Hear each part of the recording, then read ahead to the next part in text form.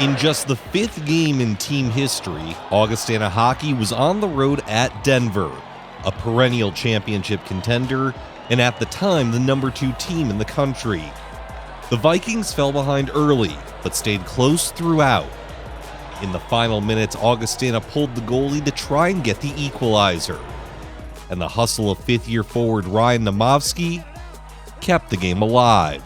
I just skated as hard as I could, dove, and luckily it came out in our favor. It was an outstanding play by him, and there was a lot of components that went into it. Not only his hustle to get back and knock that puck out of a scoring area, but he didn't knock the net off its moorings, which is almost as critical as keeping the puck out. Definitely being lighter, it definitely helps not knocking the net off. Rabs made a joke the next day, but when I was sliding in, I knew I had to stop as quick as I could to keep the play going. It was a huge moment in the game that allowed someone else, one of his teammates, to have another big moment.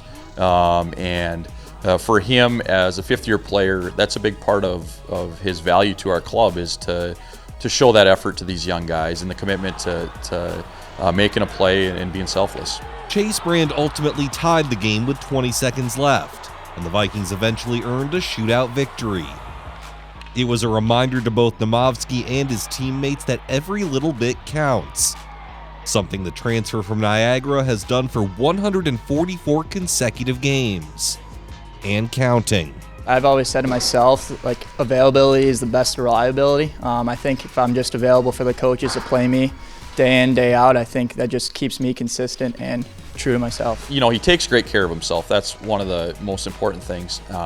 But he enjoys showing up to the rink. Obviously, there's a lot of value with his able to contribute offensively. And he's shown throughout his career that coaches want him in the lineup because he can swing a game to your advantage.